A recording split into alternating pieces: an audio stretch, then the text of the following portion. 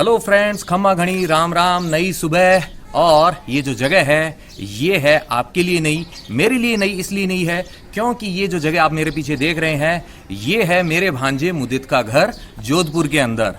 तो आज आपको मैं लेके जाऊंगा यहाँ से एक खास जगह पर जो कि जोधपुर की प्रमुख पर्यटन स्थल जो है उनमें से एक है। कौन सी है वो जगह अभी नहीं बताऊंगा, वो बताऊंगा आपको वहाँ जाने पर ही। पहले आपकी मुलाकात मुदित से तो करवा दूं, मेरा भांजा मुदित। और ये आ गया मुदित। हेलो फ्रेंड, मेरा नाम है मुदित। चल दो आपको मिलवाता हूँ मेरी जोधपुर की फैमिली से। चलिए।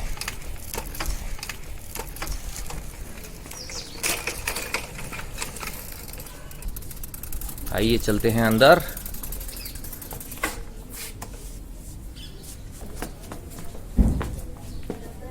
आइए मिलिए मेरी फैमिली से।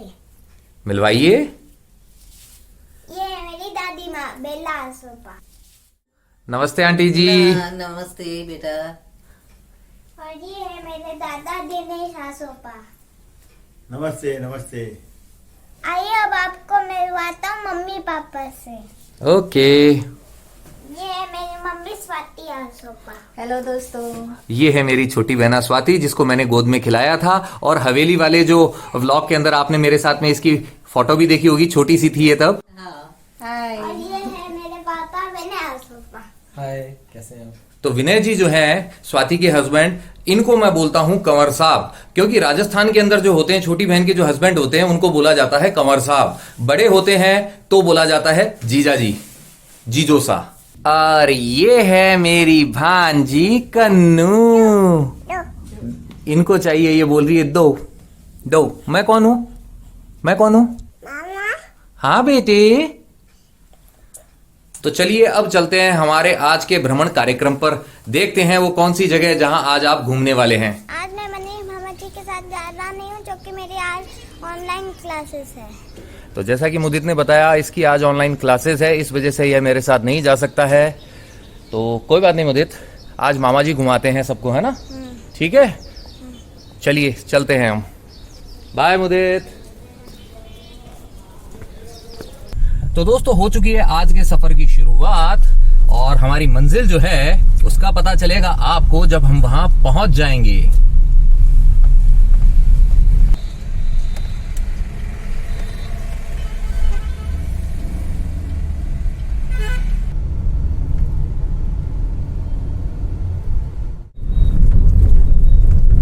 दोस्तों सामने जो आप प्रतिमा देख रहे हैं ये है महर्षि दधीची की, जो हमारे कुल पुरुष हैं। मैं दाधीच कहलाता हूं सरनेम के द्वारा, वो इनकी वजह से ही।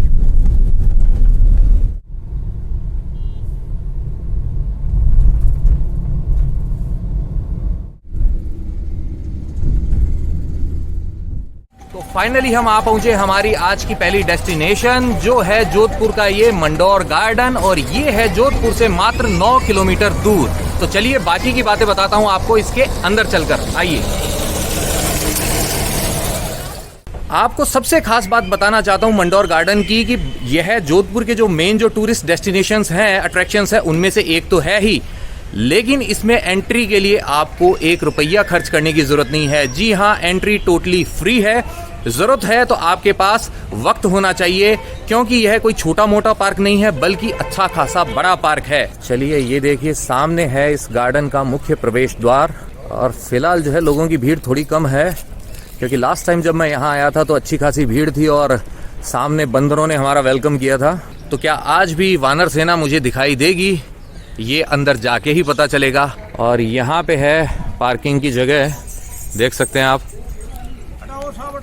तो यहाँ पे मुझे हमारे राजस्थान के कलाकार दिखाई दिए हैं एंट्री गेट से पहले। थोड़ी देर म्यूजिक का आनंद भी लेते हैं। आइए एक बार रुकिए साहब, सबसे पहले तो थारो नाम बताओ। हाँ, बाबूराम भोपा। बाबूराम भोपा जी है मेरे साथ में, और इनके हाथ में है ये क्या कहलाती है? रावण हत्था।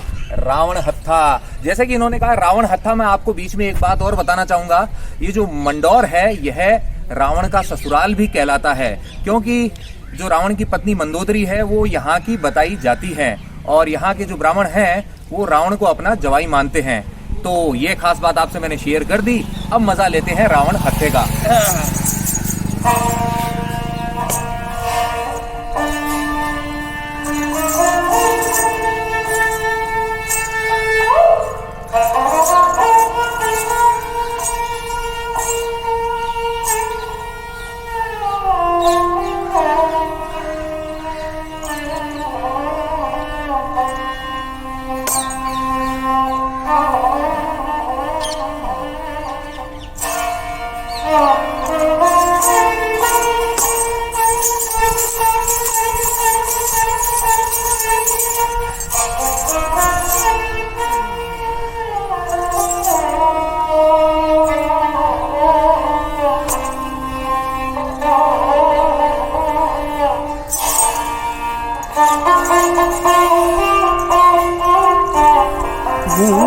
खंड पावा क्या करो है तू संदेशा मेरा मैं सदके जावा। बागों में फिर झूले पड़ गए पक गई मिठियां अंबिया।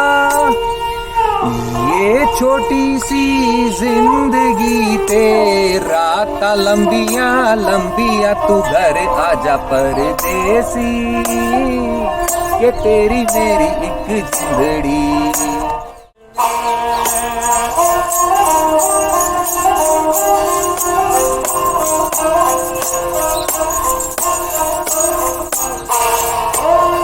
बंदड़ी वो मादड़ी रो मतराई ले हाथ रे भाई दे वो मतरन।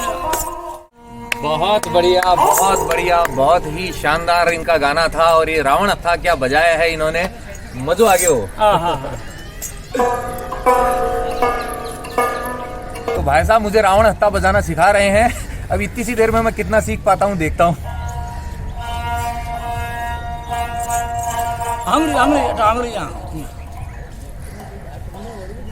यहाँ उंगली चलनी चाहिए और हाथ ऐसे चलने चाहिए। ये स्पेशल म्यूजिक है मेरा, कॉपीराइटेड।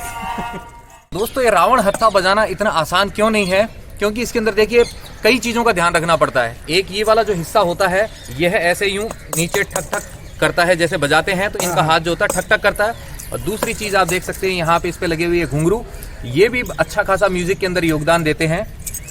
तीसरी चीज आप देख सकते हैं यहाँ पे इस जगह झालर के अंदर भी ये है, ये भी बजते हैं इस जगह देखिए आप।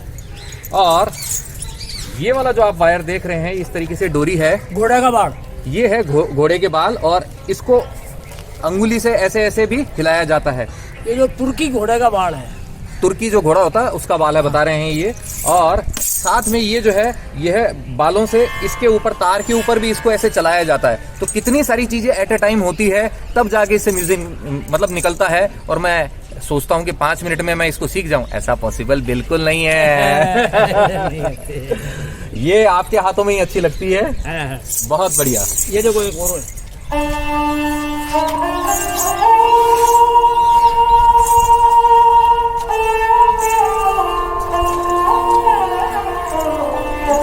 पधारो मार देश जी।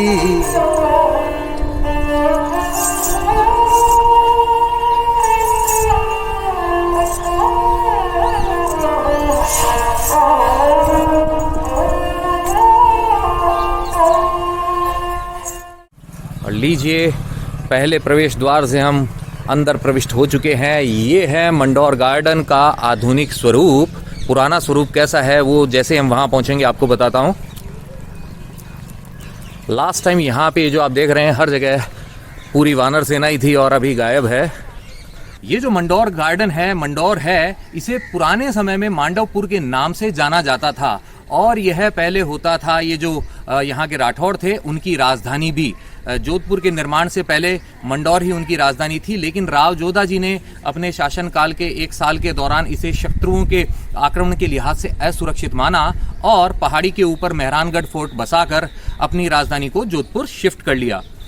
वैसे तो यह एक पार्क है, लेकिन इसके अंदर बहुत सारी चीजें देखने के लिए हैं और इसमें जो देखने के लिए प्रमुख हैं उसके अंदर आ जाते हैं वो स्थान, वो है अपने नागादड़ी झील, अजीत पोल, बहुत सारी छतरियां, हिंदू मंदिर भी हैं, साथ ही यहाँ पे है एक तन्हा पीर की दरगाह। तो इस लिहाज से ये जो मंडौर है यह सांप्रदायिक सद्भाव का एक स्थान कहा जा सकता है। तो जिस तरीके से जोधपुर हॉलीवुड और बॉलीवुड वाले लोगों की फेवरेट शूटिंग लोकेशंस में से एक है, उसी तरीके से मंडौर भी है। यहाँ पे भी बहुत सारे इंडियन और इंटरनेशनल जो मूवीज हैं और जो एड्स हैं उनकी शूटिंग हुई है।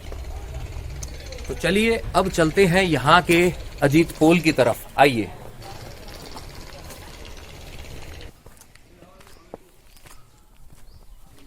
मंडौर गार्डन में जो आप कलात्मक इमारतें देखेंगे उनका निर्माण जो हुआ है वो 1714 से लेकर 1749 ईस्वी के मध्य में हुआ था, यहाँ के महाराजा अजीत सिंह जी और उनके पुत्र अभय सिंह जी के शासन काल के अंदर।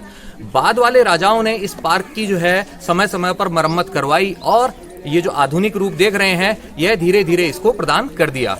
और मेरे पीछे आप देख रहे हैं यहाँ का प्रसिद्ध अजीत पोल, और अजीत पोल का जो निर्माण हुआ था वह भी महाराजा अजीत सिंह जी के समय में ही हुआ था, उनके नाम पर ही यह कहलाता है अजीत पोल। ये देखिए, ये रहा सामने अजीत पोल, प्रसिद्ध जोधपुरी पत्थर से बना हुआ।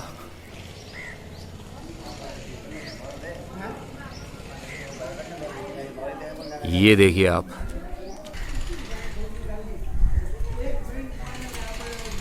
यहाँ पे बैठ के मजा कर रहे हैं ये कबूतर अमर अकबर एंथनी। अजीत पोल से दाखिल होते ही हमें दिखाई देता है यह स्थान जिसे कहा जाता है देवताओं की साल। तो चलिए आपको दिखाते हैं देवताओं की यह साल कैसी है।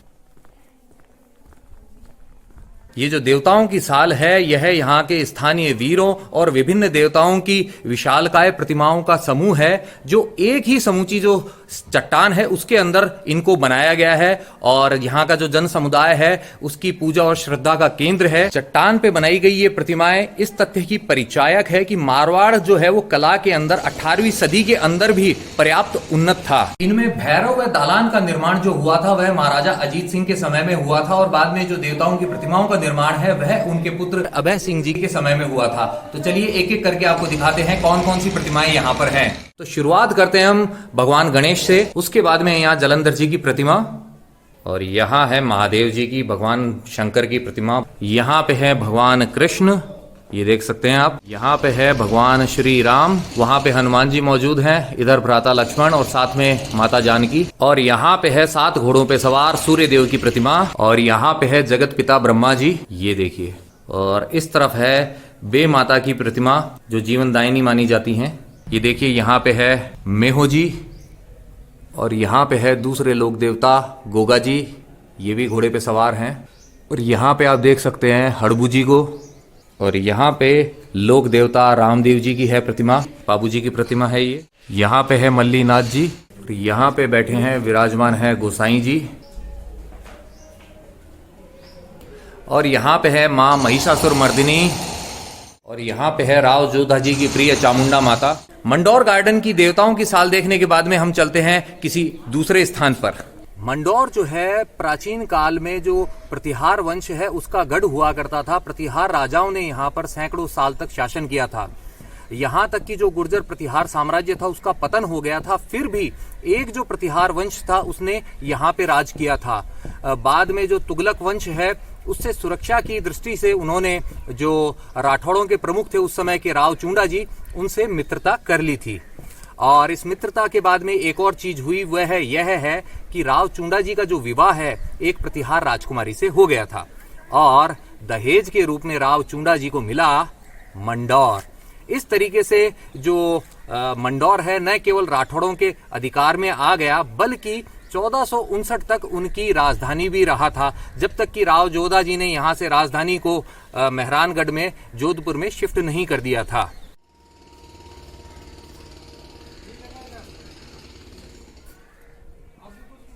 तो दोस्तों म्यूजियम में एंट्री की टिकट ले चुका हूं मैं, और यह है 20 रुपीज पर पर्सन। पीछे देख सकते हैं आप म्यूजियम के अंदर जाने का शानदार दरवाजा। तो मेरे पीछे जो आप ये देख रहे हैं शानदार दरवाजा, यह जनाना महल जो होता था उसका दरवाजा है, जिसे अब एक म्यूजियम का रूप दे दिया गया है। और आप देख सकते हैं इसके ऊपर एक शानदार झरोखे का निर्माण किया गया है। इस जनाना महल का निर्माण हुआ था 1707 से 1724 ईस्वी के मध्य में, और यह निर्माण करवाया था महाराजा अजीत सिंह जी ने, यहाँ की रानियों को भीषण गर्मी से राहत दिलाने के लिए। तो चलिए चलते हैं इस जनाना महल के अंदर। जहां तक शूटिंग की इजाजत होगी वहां तक हम शूट करेंगे। आगे म्यूजियम एरिया के अंदर शूट करना अलाउड नहीं है, ऐसा बताया गया है, लेकिन फिर भी अंदर की एक झलक तो आपको दिखलाई देता हूं। आइए। जनाना महल के गेट से एंटर होते ही लेफ्ट हैंड साइड में एक पानी का कुंड है, जिसे कहा जाता है नाग गंगा। ये देखिए आप, यहाँ पे एक पानी की जो धारा है यह हमेशा बहती रहती है। ये देखिए नाग गंगा के पास में ही है ये छोटा सा शिव मंदिर।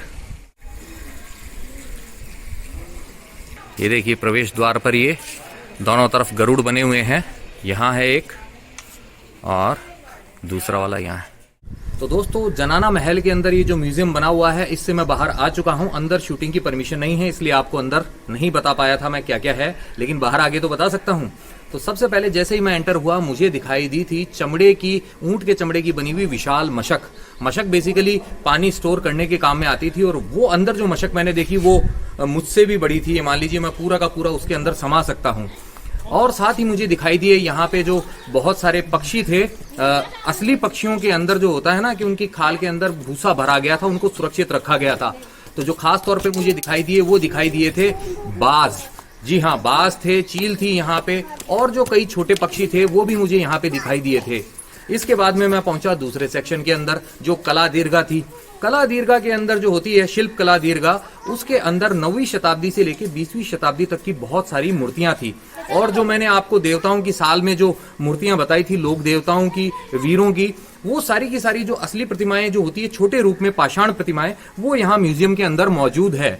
और साथ ही यहाँ पे मुझे दिखाई दिया था ये जो मारवाड़ क्षेत्र है, इसका एक जो नक्शा बनाया हुआ था वह भी बहुत ही शानदार तरीके से बनाया हुआ था। और दूसरे सेक्शन में मैं जब गया तो वहां पे मुझे जो लोक जनजीवन को दिखाने की जो छोटी छोटी झांकियां होती हैं मूर्तियों के द्वारा, वो बनाई गई थी। साथ ही खास तौर पे मुझे जो चीज पसंद आई वो थी मार्बल का बना हुआ, सॉरी मार्बल नहीं, हाथी दांत का बना हुआ एक कंगा। तो बहुत ही प्यारा सा था।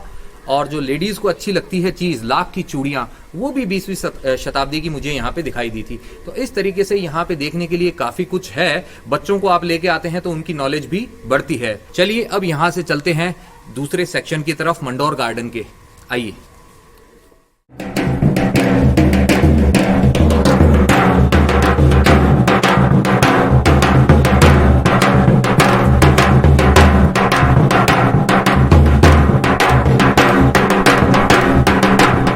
अब आपको दिखाता हूं मंडौर गार्डन में स्थित काले गोरे भैरू जी का मंदिर। यहाँ पे भैरू जी का एक काला श्वान मौजूद है और इस तरफ सफेद श्वान मौजूद है। यहाँ है गोरे भैरू जी, देखिए आप, और बीच में भगवान गणेश विराजमान है और साथ में वहाँ विराजमान है काले भैरू जी।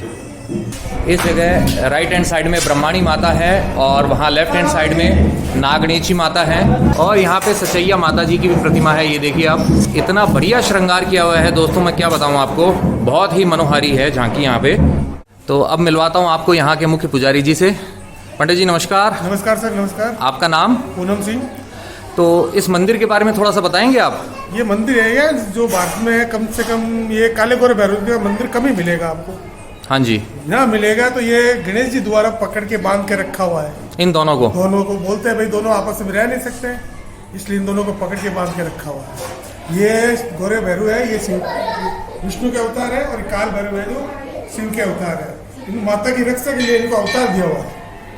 हाँ, और जो भी माता की पूजा होती है इनके साथ भैरव जी की पूजा जरूरी है। बहुत अच्छा लगा मुझे, ये जानकारी प्राप्त हुई यहाँ पे। चलिए अब चलते हैं कहीं और। एक थंबा महल, बोले तो एक खंबे जैसा महल है। ये है इसका पिछला भाग।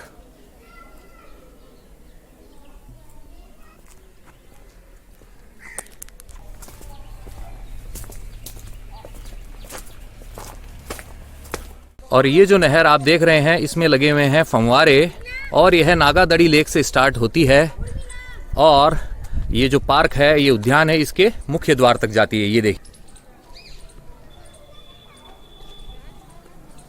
तो सन 1427 के अंदर राव जोधा जी के जो पिता थे राव रणमल जी, वो बने मंडौर के शासक और साथ ही वो बने चित्तौड़ के महाराणा मोकल जी के भी संरक्षक। 1433 के अंदर हो जाती है मोकल जी की हत्या और उसके बाद में जो उनके पुत्र होते हैं कुंभा, उनके भी संरक्षक बनते हैं राव रणमल जी। उसके बाद में महाराणा कुंभा ने शासन पर एकाधिकार करने के लिए राव रणमल जी की करवा दी हत्या और मंडौर पर भी अधिकार कर लिया। तो इनके जो रणमल जी के पुत्र थे राव जोधा जी, वो चित्तौड़ के किले से किसी तरीके से बच के निकले। उस समय उनके पास थे 700 सैनिक, लेकिन चित्तौड़ और सोमेश्वर पास की जो लड़ाई हुई थी उसके अंदर उनके बहुत सारे सैनिक मारे गए और जब वो मंडौर पहुंचे तो 700 में से उनके साथ बचे थे मात्र 7 योद्धा। तो उस स्थिति में उन्हें मंडौर से भी बचकर निकलना पड़ा, भागना पड़ा। किसी तरीके से वो निकल पाए वहां से और सुरक्षित पहुंच गए बीकानेर के पास में एक जो कहूनी गांव है वहां पर। 15 वर्षों तक जो है जोधा जी बहुत प्रयास करते रहे मंडौर पर अधिकार करने का, लेकिन वो ऐसा नहीं कर पाए। बाद में जब गुजरात के और मालवा के जो सुल्तान थे उनके साथ में जब कुंभा जी की लड़ाई चल रही थी तो उस स्थिति का उन्होंने भरपूर फायदा उठाया और एक सरप्राइज अटैक करके मंडौर पर अपना अधिकार कर लिया। इसके बाद में क्या होता है दोस्तों कि दोनों के कॉमन दुश्मन होते हैं मालवा और गुजरात के वो सुल्तान, और इस वजह से राव जोधा जी और राव कुंभा जी एक समझदारी भरा फैसला लेते हैं। दोनों आपस में मित्रता कर लेते हैं अपने कॉमन शत्रु जो थे, उनके कॉमन एनिमीज जो थे गुजरात और मालवा के सुल्तान, उनके विरुद्ध लड़ने के लिए। और इस तरीके से जो राव जोधा जी हैं वो मंडौर के शासक बन जाते हैं। बाद में यहाँ से वो राजधानी मेहरानगढ़ ले गए थे, ये आपको पहले ही बता चुका हूं। तो ये था मंडौर का संक्षिप्त इतिहास।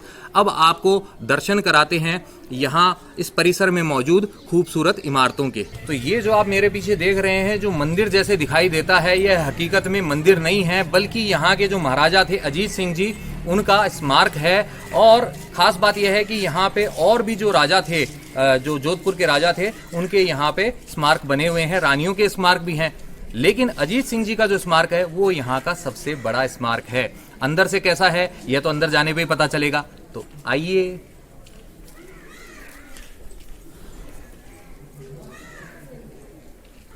ये देखिए आप छत के ऊपर कितनी बढ़िया नक्काशी की गई है, देख रहे हैं आप ये पिलर। और जैसे ही हम इसके बीच में आते हैं, ये जो डोम दिखाई दे रहा है, इसके ऊपर देखिए आप, देख रहे हैं,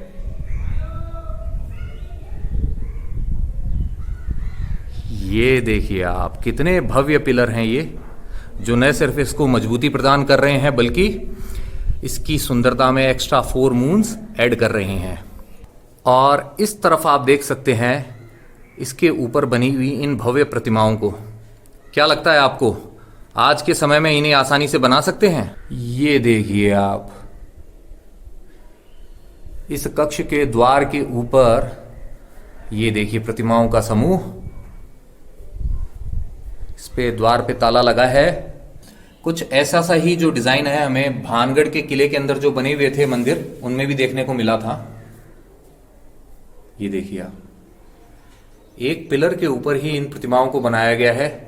एक गलत हाथ चला नहीं कि ये पूरी की पूरी जो है पाषाण खंड पे बनी प्रतिमाएं बेकार हो सकती थी, लेकिन इनको बनाने वाले जो हाथ थे वो इतने सधे हुए थे कि बिना किसी भूल चूक के उन्होंने इन प्रतिमाओं को बनाया था। ये देखिए आप,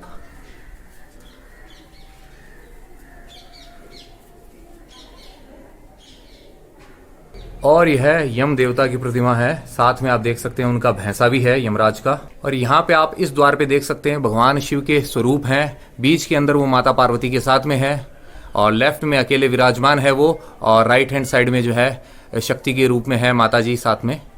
ये देखिए बाहर से अजीत सिंह जी का जो स्मारक है वह ऐसा दिखाई देता है। यहाँ से सीढ़ियां भी हैं ऊपर जाने के लिए, और 3 दिशाओं से इसके अंदर जाया जा सकता है। देखिए सामने की तरफ से भी एक प्रवेश का द्वार है,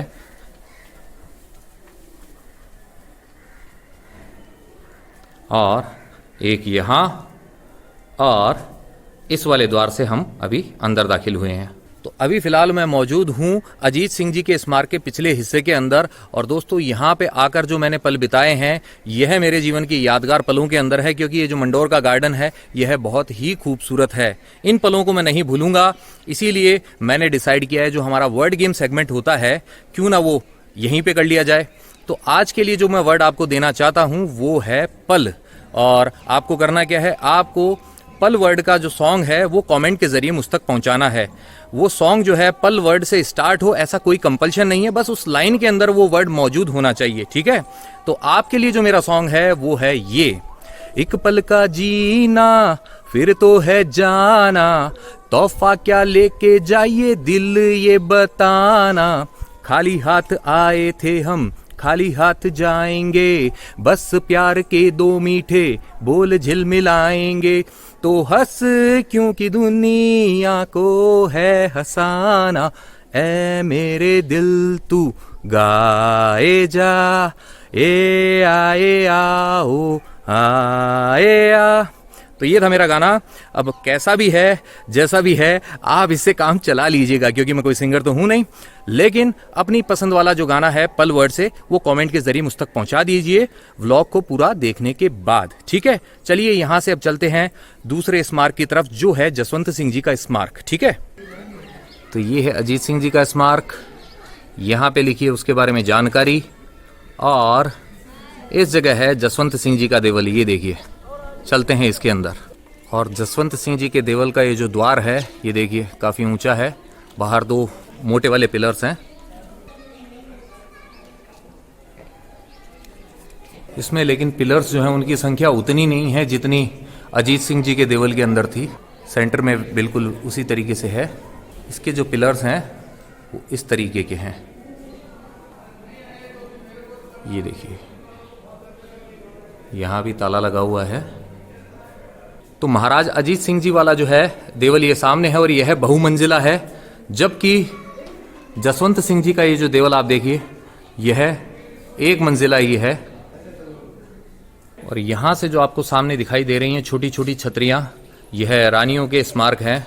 मंडौर में आने के बाद में मेरा दिल जो है कहते हैं ना कि गार्डन में आके और भी ज्यादा गार्डन हो चुका है, क्योंकि मुझे यहाँ पे मिले हैं मेरे दो मित्र जिनसे मैं पहले नहीं मिला था, जो मेरे सब्सक्राइबर हैं, और आज किस्मत ने मुझे यहाँ मंडौर गार्डन में उनसे मिलवा दिया है। तो आइए आपका परिचय करवाता हूँ उनसे। मेरा नाम दिव्येश है। और मैं श्रद्धा। तो दिव्येश जी और श्रद्धा जी हैं मेरे साथ। और आप कहाँ से आए हैं? हम अभी जयपुर से आ रहे हैं। ओहो, मेरी सिटी से ही आ रहे हैं। हाँ, मतलब हम लोग घूमने के लिए आए, जयपुर जोधपुर और जैसलमेर कर रहे हैं। तो हम लोग घूमने के आने के पहले इनके वीडियोस देखे थे, आमेर फोर्ट के हैं इनके और जयगढ़ फोर्ट के भी है, तो वही देख के और डिटेल्ड वीडियोस देते हैं। Thank you. चलिए, मुझे बहुत खुशी हुई कि मेरे व्लॉग्स जो हैं इनके काम आए। और आप वैसे कहाँ पे रहते हैं प्रॉपर? हम हैदराबाद से। हैदराबाद से? अयो, इतना दूर से इधर को आए। मेरे को हैदराबादी लैंग्वेज बहुत अच्छा लगता। कैसे बोलते उधर आए? ये पोट्टा बोलते लड़के को, पोट्टी बोलते लड़की को, ऐसा ही है। वैसे हैदराबाद की लोकल मूवी है एक, वो हैदराबाद नवाब, वो मुझे बहुत ही पसंद है। अंग्रेज भी है। अंग्रेज भी देखी है मैंने। गुल्लू दादा, गुल्लू दादा आए, जो गुल्लू दादा आए करते हैं। बहुत ही शानदार है दोस्तों, बहुत अच्छा लगा आप दोनों से मिलके। तो इनके साथ मैं भी अब घूमता हूँ ये मंडौर का गार्डन, ठीक है, और आपको भी घुमाता हूँ। आइए। ये है यहाँ का फन वर्ल्ड जो फिलहाल बंद हो चुका है। और ये देख सकते हैं आप जोधपुर का जो लाल पत्थर है उसकी चट्टानों को। अब जा रहे हैं हम मंडौर गार्डन के दूसरे हिस्से की तरफ, जहाँ से आ रही है यह नहर। यहाँ चट्टान के ऊपर आप लगे हुए देख सकते हैं नागफनी को भी, यानी कि कैक्टस को। और ये जो लाल पत्थर है यहाँ का, इसके बारे में जो एक खास बात है यह है कि यह यहाँ बहुत मात्रा में पाया जाता है, लेकिन जब इस पे पानी गिरता है तो यह कमज़ोर हो जाता है। और यही वजह है कि मकान की जो नींव होती है उसके अंदर निर्माण के लिए इसका प्रयोग नहीं किया जाता है, क्योंकि जैसे जैसे पानी का रिसाव होगा अंदर भूतल के अंदर पानी जाएगा, नींव कमज़ोर होती जाएगी। इसलिए इसका मुख्यतः जो उपयोग होता है, जो बाहरी सजावट होती है भवन की, उसके लिए किया जाता है। वैसे यह जो है दो प्रकार का होता है। इसमें जो अच्छी क्वालिटी का जो पत्थर होता है वह थोड़ा सा कलर के अंदर लाइट होता है, सफ़ेद होता है। और यह जो डार्क कलर का पत्थर है यह तो मान लीजिए यह कमज़ोर होता ही होता है। और इसका एक जो नमूना आप देख भी सकते हैं कि ये पत्थर कैसे कमज़ोर है कि यहाँ पे जो पानी गिरा है, पानी गिरते गिरते ये जो चट्टानों का जो आप देख सकते हैं आकार इस तरीके से हो गया है। और ये जो स्थान है यहाँ पे बारिश के समय झरना बहता है। ये देखिए, फिलहाल बारिश का मौसम नहीं है इसलिए नो वाटर, नो झरना शरना। चलिए ऊपर जाने के लिए ऐसा भी है रास्ता और सीढ़ियाँ भी है।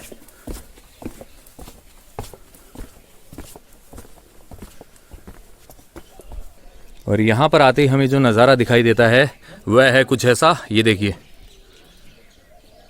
देख रहे हैं आप।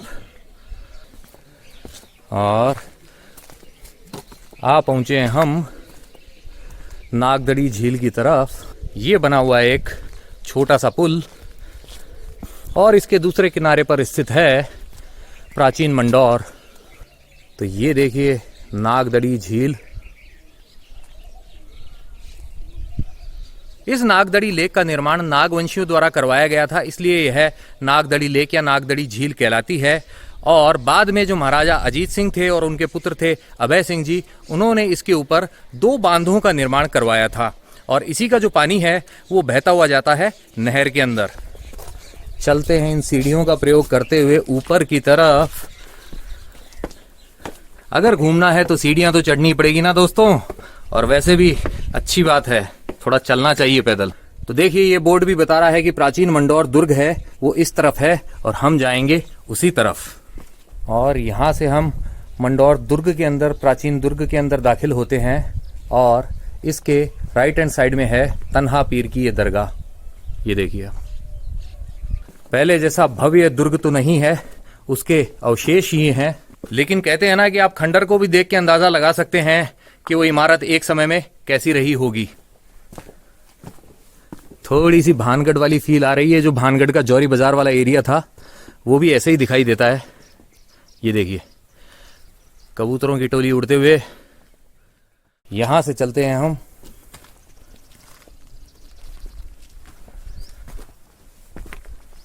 बहुत छोटी छोटी सीढ़ियां हैं। ये देखिए आप, आधा पैर आ रहा है मेरा।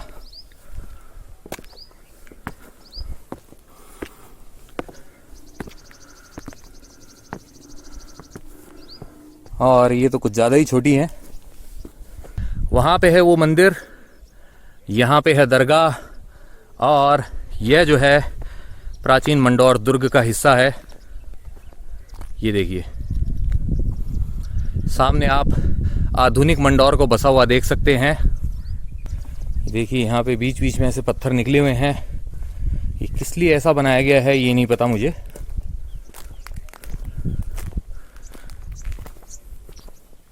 तो ये है मंडौर दुर्ग का आउटडोर। चलते हैं मंडौर दुर्ग के इंडोर में। तो दोस्तों मंडौर दुर्ग के अंदर हम जिस स्थान पे खड़े हैं वो है चामुंडा माता का प्रसिद्ध मंदिर। चामुंडा माता जो राव जोधा जी की सर्वप्रिय देवी थी। आइए उनका मंदिर भी देखते हैं। आइए, ये है मंदिर का प्रवेश द्वार और हम प्रविष्ट हो चुके हैं चामुंडा माता के मंदिर में। छत यहां से टूटी हुई है, गेट भी बंद है फिलहाल।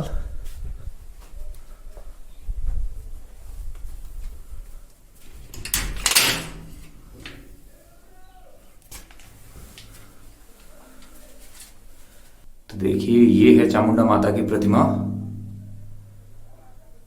जो जल रही है इनके आगे। आर्कियोलॉजिकल सर्वे ऑफ इंडिया का ये मैसेज है और यह न सिर्फ इस स्थान के लिए है बल्कि हर उस स्थान के लिए है जिससे हम गौरवान्वित महसूस करते हैं। Sustain your heritage and feel glorious. और ये देखिए मंडौर दुर्ग का एक और हिस्सा।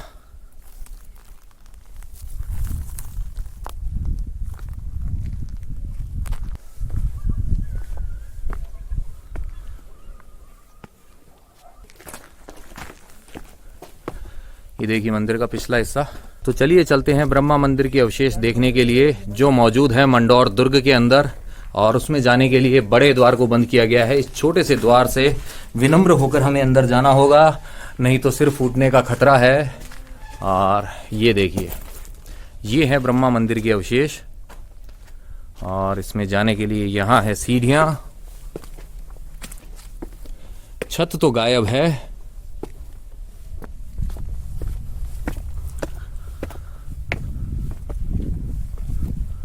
आ पहुंचा हूं मैं मंडौर दुर्ग के सबसे ऊंचे स्थान पर, जो ब्रह्मा मंदिर के अवशेष हैं उनमें, और यहां से आप देख सकते हैं मंडौर दुर्ग का शानदार व्यू।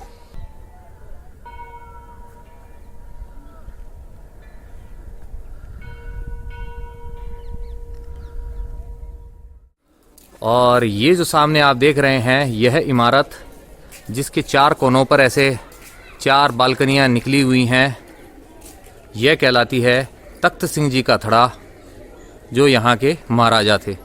मेहरानगढ़ जो है वह आज भी यहाँ के जो राजवंश है उनकी प्राइवेट प्रॉपर्टी है, जबकि यह मंडौर गार्डन जो है भारत सरकार जो है उनके अधीन में है। पुरातत्व सर्वेक्षण विभाग जो है उसके कंट्रोल में। ये लंगूर महाराज इस बेंच का आनंद लेते हुए क्या स्टाइलिश पोज दे रहे हैं, ये देखिए। और यहाँ पे भी काफ़ी हैं लंगूर, पूरी पलटन मौजूद है।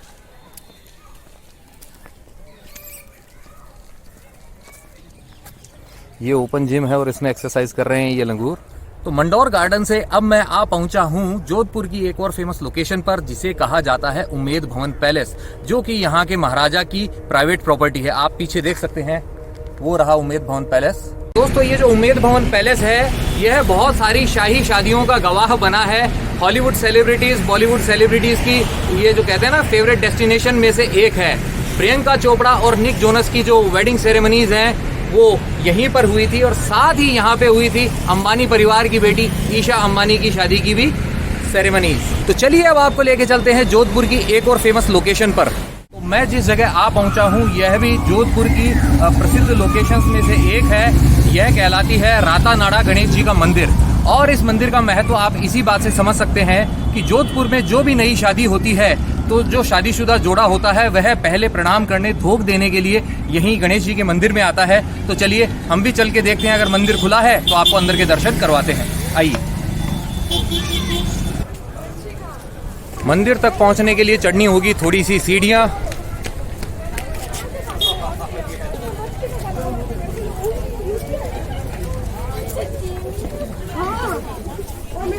और गणेश जी के दर्शन से पहले यहाँ पे हनुमान जी के दर्शन किए जाएंगे। देखिए बजरंग बली की प्रतिमा के साथ में ही है भगवान राम, माता सीता, भ्राता लक्ष्मण और कृष्ण राधा जी की भी मूर्तियाँ।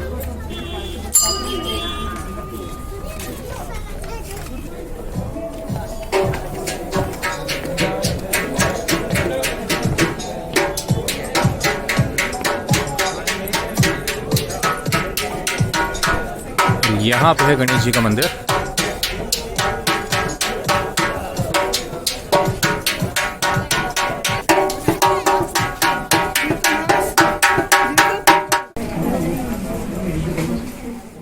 दर्शन करके मैं बाहर आ चुका हूँ और आप पीछे देख सकते हैं जोधपुर सिटी का शानदार नज़ारा। यहाँ पे है एक लेक छोटी सी, और दूर तक फैला हुआ जोधपुर, और सामने मेहरानगढ़ फोर्ट है ना, कितना शानदार। और यहाँ पे सामने है शिव जी की गुफा। आइए ये भी देखते हैं।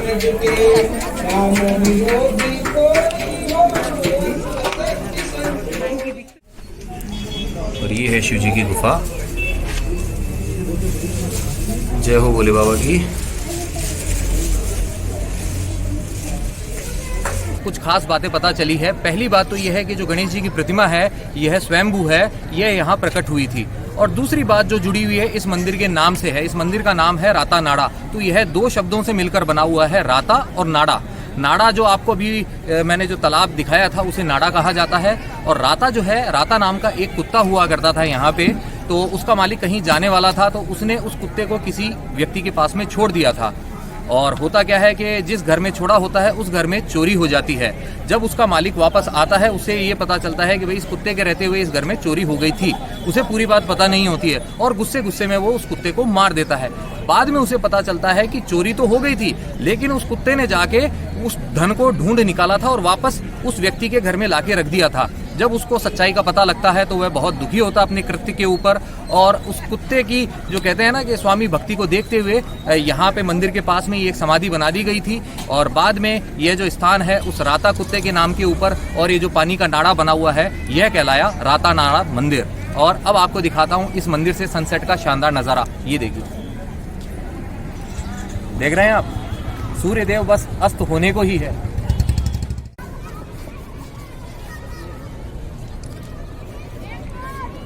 ये है वो नाडा और यहाँ पे देखिए आप सनसेट का शानदार नज़ारा। तो दोस्तों इसी के साथ में होता है हमारा आज का व्लॉग यहीं पे समाप्त। और जाने से पहले आपसे यही कहना चाहता हूँ कि अगर आप मुझसे जुड़ना चाहते हैं इंस्टाग्राम के ऊपर, तो ये जो आईडी है मेरी, इसे सर्च कीजिए और आ जाइए मुझ तक, हो जाइए मुझसे इंस्टाग्राम पे कनेक्ट। क्योंकि मैं वहाँ पर बहुत सारे फोटोग्राफ्स अपलोड करता रहता हूँ जो कि यहाँ पे पॉसिबल नहीं होता है, ठीक है। और अगर आपको ये व्लॉग पसंद आया है तो आप जानते हैं आपको करना क्या है। आपको इसे लाइक करना है, शेयर करना अपने नियर एंड डियर वंस के साथ और कमेंट करके बताने हैं अपने विचार। पहली बार इस व्लॉग के थ्रू जो चैनल के ऊपर आए हैं उनसे यही है कहना कि ये जो सब्सक्राइब बटन है इसे आप दबा दें और साथ ही प्रेस कर दें बेल आइकन और चुन ले ऑल वाला ऑप्शन। इससे होगा ये कि जो भविष्य में व्लॉग्स आएंगे उनके नोटिफिकेशंस आप तक अपने आप आ जाएंगे।